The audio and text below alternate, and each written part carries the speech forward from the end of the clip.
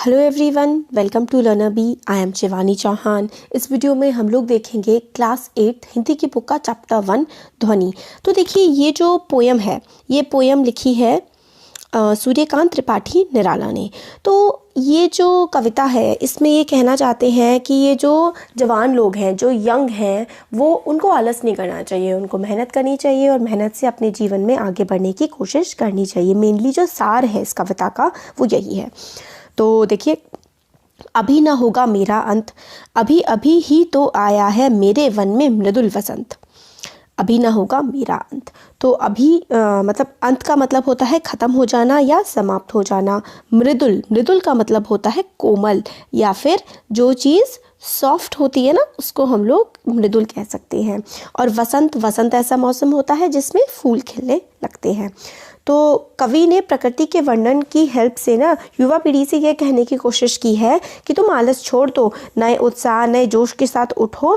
देखो प्रकृति में कैसे फूलों की भरमार लगी है, हर तरफ फूल है, हर तरफ खुशबू है। इसलिए जो है, अभी मेरा अंत नहीं आया है, अभी आपका अंत नहीं आया है। कवि ये कहना चाहते हैं कि जीवन में वसंत की शुरुआत हो चुकी है, इसलिए उत्साह से उठो, जागो और अपना काम करो। तो वही कवि यही कहना चाहते हैं कि अंत नहीं आया है और जीवन में अमृत रूपी वन है और वसंत रूपी यौवन आया है। अभी अभी तो नया जीवन आया है, जीवन का अंत नहीं हुआ है, क्योंकि आशावादी लोग जो हैं उनके साथ हमेशा जीवन में नई शुरुआत होती रहती है। तो वही है कि अमृत रूपी जो यौवन है, जो उत्साह है, इसको हमें हमारे में जो एनर्जी है, उस एनर्जी को हमें हर तरफ खुशबू की तरह फैला देना चाहिए और उत्साह के साथ अपना जीवन जीना चाहिए और कार्य करने चाहिए। आगे है, देखिए इसमें, हरे हरे ये पात, डालियाँ कलियाँ कोमल गात, मैं ही अपना स्वप्न मधुर कर फेरूंगा निंदित कलियों पर, जगह एक प्रत्युक्ष मनोहर। तो देखिए, पात, पात का मतलब होता है पत्ता, या फिर आप लीफ बोल सकते हैं। गात, गात जो है इसका मतलब होता है शरीर, ठीक है।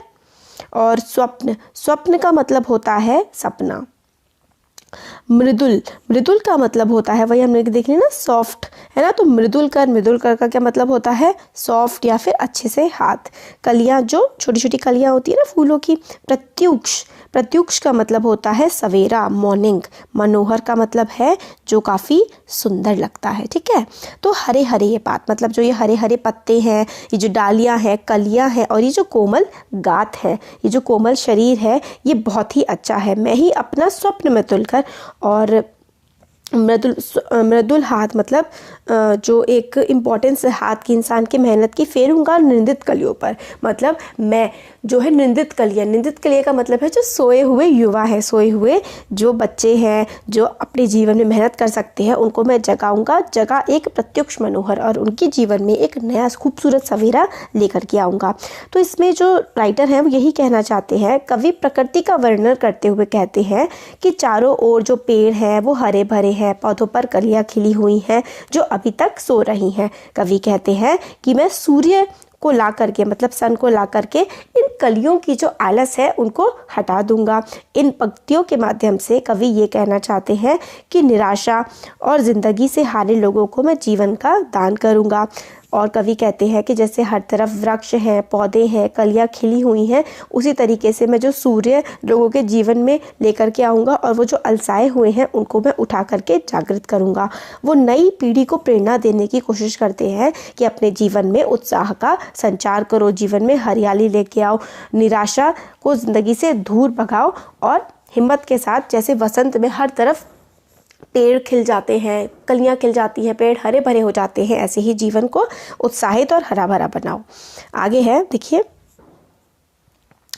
पुष्प पुष्प से तंद्रालस लालसा खींच लूँगा मैं, अपने नवजीवन का अमृत सहर्ष सींच दूंगा मैं।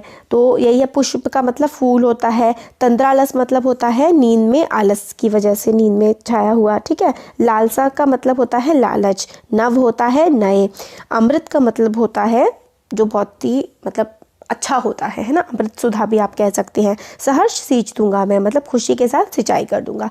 तो और फिर आगे है, द्वार दिखा दूंगा फिर उनको मैं, उनको है मेरे वे जहाँ अनंत, अभी ना होगा मेरा अंत। फिर वो आगे यही कहते हैं कि कवि ये कहते हैं कि निराश हताश लोगों के जीवन को मैं खुशियों से भर देना चाहता हूँ। और राइटर कहते हैं कि मैं एक एक फूल से आलस को जो है वो खींच लूँगा, अर्थात मैं जो आलस में पड़े हुए युवा हैं और उनके मन में मैं नए जीवन के अमृत की प्रसन्नता खुशी को घोल दूँगा। कवि कहते हैं कि प्रकृति के द्वारा निराश हताश लोग जो हैं, मतलब जो लोग परेशान हैं निराश हैं, उनके मैं जीवन में नई रोशनी भर दूंगा। और इस तरीके से कवि कहते हैं कि सबको वो खुशी खुशी से कार्य करना सिखाएंगे और युवाओं के जीवन से वो आलस्य को दूर करना चाहते हैं। वो चाहते हैं कि मनुष्य अपने जीवन में नई कलाएं सीखे और वो अपने जीवन को प्रसन्नतापूर्वक आगे बढ़ाए, दुखों को पार करके साहसपूर्वक अपने जीवन को वो जी सके।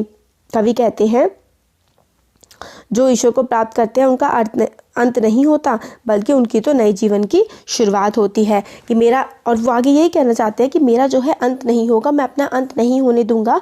मैं जो अपनी ये जो भावना है, उत्साहित भावनाएं जो हैं, वो मैं नई पीढ़ियों में, जो नई आने वाली पीढ़ियां हैं ना, उनको मैं ये भावना दे करके जाऊंगा और उनको एक नई राह दिखाऊंगा। और उस नई राह पर चलने से उनका अंत, इस प्रकृति का, इस सृष्टि का और एक मेहनत का अंत मैं कभी भी नहीं होने दूंगा। अभी ना होगा मेरा अंत, तो अभी ना होगा मेरा अंत यही है कि जो जीवन है, जीवन की जो प्रेरणा है, कुछ कर दिखाने की जो जज्बा है, उसका अंत ये कभी नहीं होने देंगे। इसके बारे में ये कहते हैं।